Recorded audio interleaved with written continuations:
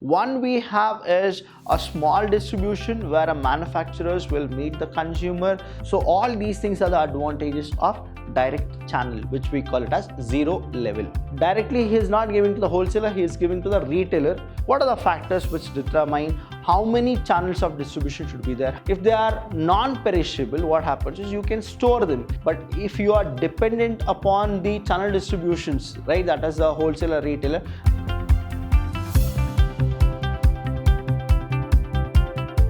Hello everybody, a warm welcome to one and all. I'm Abhilash Chandra from the Department of Business Studies in Vidhyaashram PU College, the Temple of Excellence.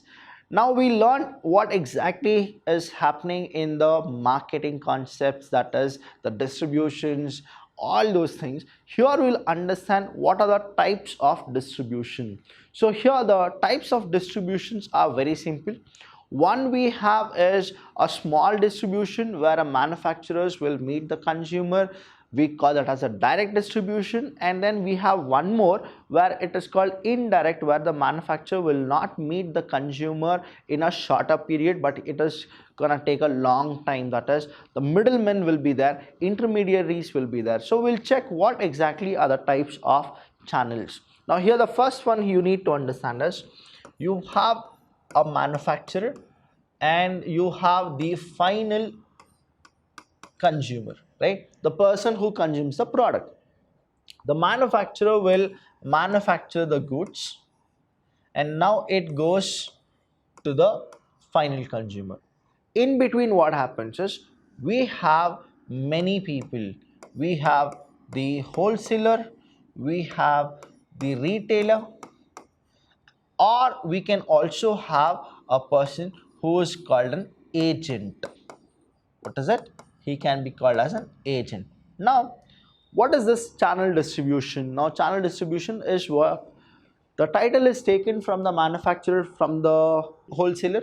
The wholesaler takes it from the retailer and the retailer will take it from the consumer. So it's a reverse versal. What is that reverse? That is, the manufacturer will give his title, that is the goods, to the wholesaler. The wholesaler will give it to the retailer and the retailer will give it to the final consumer. Now understand the concept here. What is the concept? Even this is the channel distribution. So how far the channel distribution goes, how long the channel distribution go, how short the channel distribution go, this is what are called the types of channel distribution. Here the manufacturer may choose. So it is all the rights of whom? Rights of the manufacturer to decide what is the best course of action from direct distribution to indirect distribution, and from a short channel. See, when I say short channel, it is what?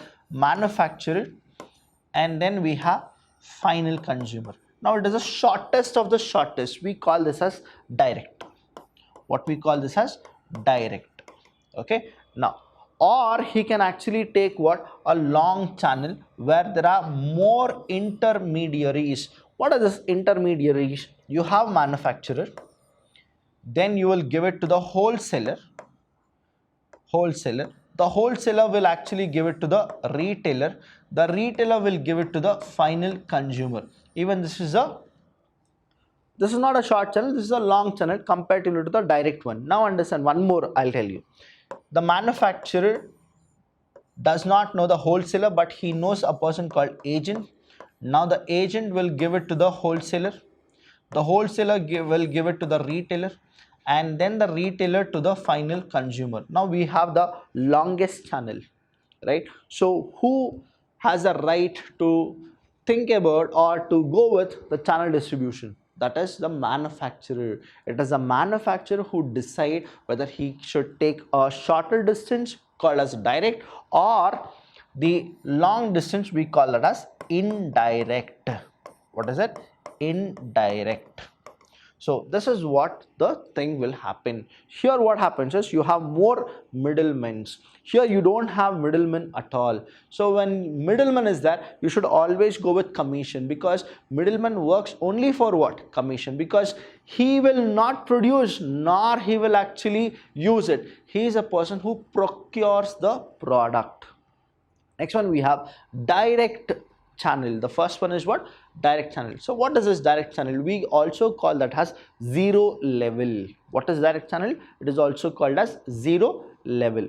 The most simple, it's a most simple and the shortest. I'll tell you, trust me here, many of the big manufacturers, they don't go with the middlemen. The reason is they only will come to the market. Example I'll tell you. Now Reliance is a best example for all these kind of direct or the zero level. Now Reliance, they started with manufacturing or producing the products. When they started to manufacture or produce the product, they wanted to meet the consumer directly. So what they have done, understand the Reliance concept. I'm giving you Reliance. What is that Reliance did? They are the one who manufactures a product. Then supposingly they were the one who used to give it to the wholesaler and then the retailer and then the final consumer. Now commission, commission and commission. So here they need to go with what? Commission. Here also commission. And it is not for 1 day or 2 days, it is for years together. So Reliance has acted on the contingent situation of the market. That is, let us only be the wholesaler, let us only be the retailer, let us meet the final consumer. Now understand, you have the Reliance outlet everywhere. It can be a Reliance Mart or Reliance Mall, or it can be a Reliance Refresh. Now understand, what is that they are doing? They are meeting the consumer in a daily basis where they can get the feedback, they can get everything. So what is that they are doing? That is, they are the one who are manufacturing or they are the one who are producing it and they are meeting the final consumer directly. We call this as the direct channel. What will happen? What are the advantages of direct channel? You don't need to give commission. You don't need to give commission, right? You don't need to wait. There is nothing called waiting period. You don't need to wait the wholesaler or retailer to meet the final consumer. The third thing here is everything will happen in a jiffy. That is, the speed will be there. You will actually save time. You will know the reality about your product. And the thing is, here you will get the feedback in very instant. You will get the feedback very instant, and that to a genuine feedback. So all these things are the advantages of direct channel, which we call it as zero level. Next one we have is called indirect channel. What is it? Indirect channel. Indirect channel is totally different from the direct channel. Now what happens is, the manufacturer will not meet the final consumer just in a jiffy. That is, within no time he cannot meet it. He need to go with different channels. He need to go with different channels to meet the clients. When a manufacturer employs one or more intermediaries. Now who is doing it? The manufacturer is only doing it. Who is deciding it? The manufacturer is only deciding it. To move from the goods from one point of the production to the point of consumption, point of production to the point of consumption, to the point of consumption, the distribution network is called indirect. Now the manufacturers, I'll give you example. There are n number of product the manufacturer is producing it, right? So the first product, second product, third product. The first product, he decided that the wholesaler should be there. Here it is, he'll give it to the retailer. Here it is, he'll give it to the agent. Now understand, how is that the final consumer gets? The wholesaler will give it to the retailer and then it is the final consumer. Here, done. Here what happens is, he'll give it to the wholesaler, then the retailer and then the final consumer. So understand what it does. Three different products of the manufacturer. The first product, it is like it goes to the wholesaler and then retailer, then the final consumer. Second product, Directly he is not giving to the wholesaler, he is giving to the retailer. Now retailer is giving to the final consumer. The third product he gives to the agent will give it to the wholesaler will give it to the retailer will go with the final consumer. So these things are what? These are indirect channel. What are they called as? Indirect channel. What is the first one? Indirect channel we have is called manufacturer, retailer, consumer. So we have one level channel. I'll give you here all the example of 1, 2 and 3. Understand this process of 1, 2, 3. Here what happens is the first level, that is the first level of indirect channel becomes as manufacturer is there. There is a person called manufacturer. He is manufacturing the product. He is giving it to the retailer. He is giving it to the retailer. The retailer will give it to the final consumer. We call that as first level or first level channel, which is indirect. Second is manufacturer, wholesaler, retailer, and then the consumer. So again here manufacturer, then he will give it to the wholesaler will give it to the retailer, and then the final consumer. Easy. Here you don't have wholesaler, you have a retailer. Next one, third level channel, which is 3 level channel. Manufacturer will give it to the agent. Manufacturer gives to agent. Agent will give it to the wholesaler. Wholesaler will give it to the retailer, and from the retailer it is the final consumer.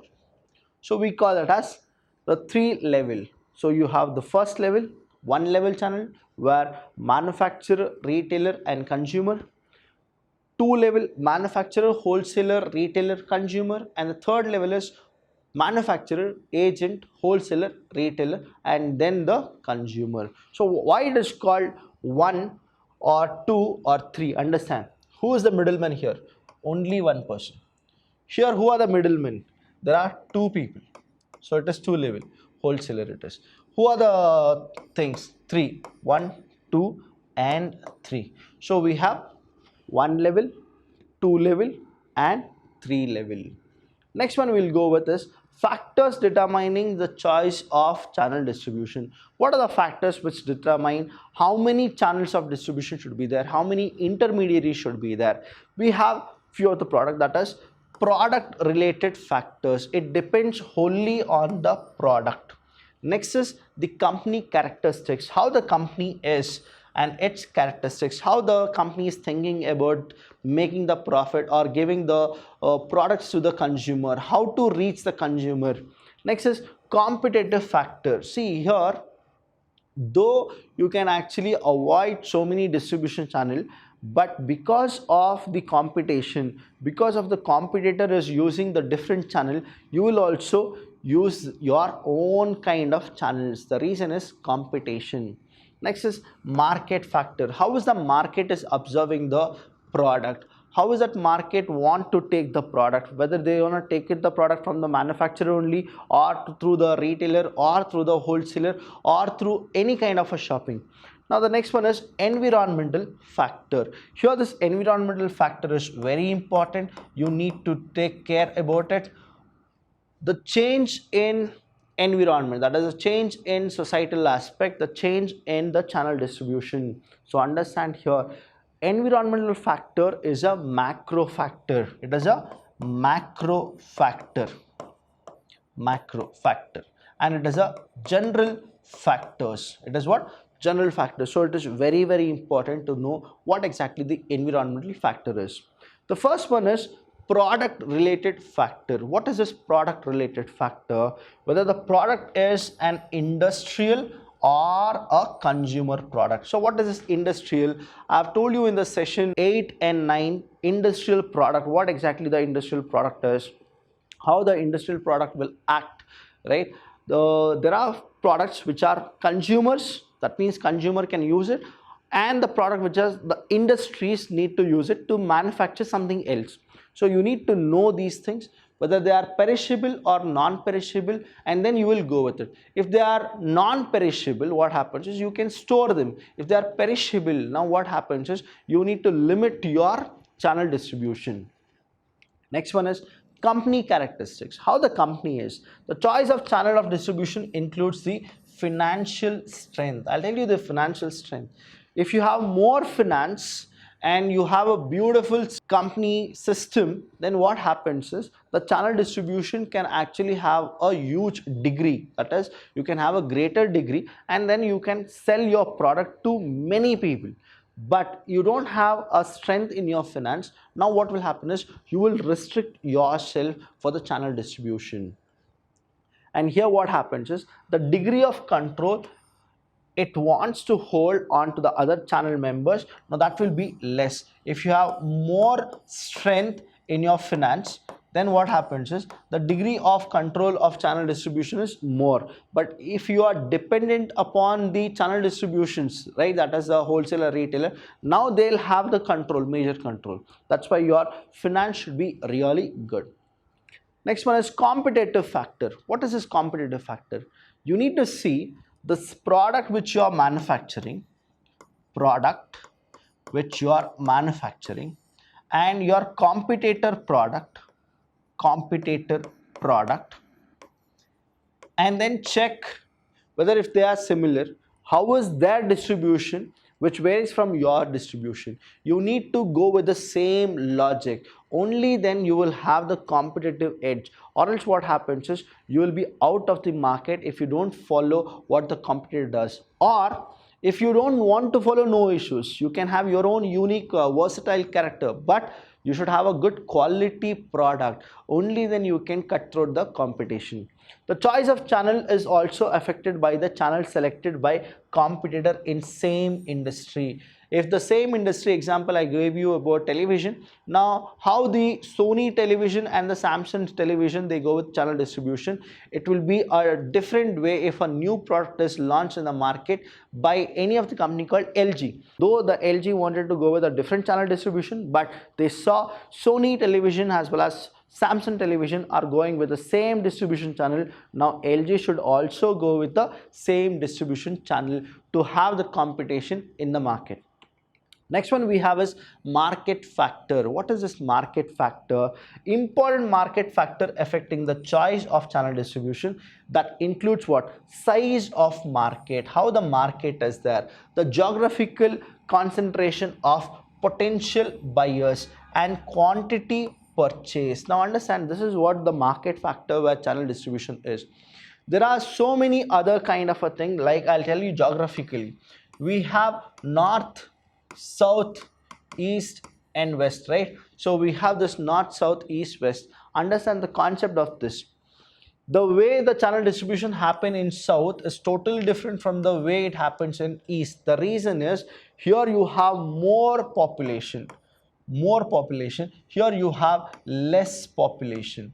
So channel distribution will actually be a factor here. Understand, more people, more channel distribution, less people, less channel distribution. And one more thing I'll tell you here, if you understand about the north, now especially in the part of Jammu Kashmir and all, now the manufacturer, though he want to give the product to the Kashmiris also, there is a problem. What is a problem? That is a concentration of potential buyer. Now you don't have potential buyers on those places, then what will happen is the channel distribution will definitely be less. Here you have floating population, here you have potential buyers are more. Now understand, when potential buyers are more, competition is more. When competition is more, channel distribution is also more. The next one is environmental factor. I spoke about the geographical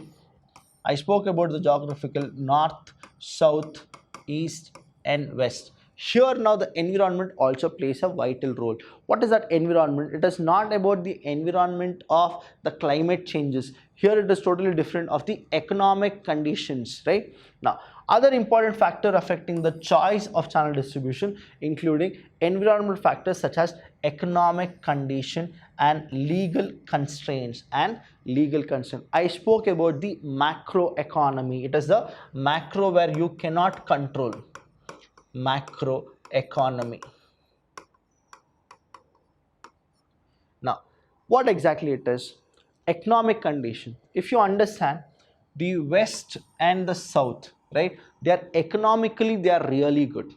If you compare north and east, right, that is the northeast if you compare, and the southwest if you compare, economically southwest to the west, those people are stronger than the people who are in the northeast. Now what happens is, when they are stronger here and they are weak here, there is a difference of channel distribution. One more is legal constraints. Now the way they can sell the product in south, west and east, they cannot do it in the north because there are so many rules and regulations. There are so many rules and regulations. So this is what the environmental factor is all about. So these are the things which are the factors, and I hope you have understood. If not, you can always call us, message us. We are always there to support you. Vidhyaashram is the only college who are doing it so much only for the students. Thank you, students. I'll see you when I see you.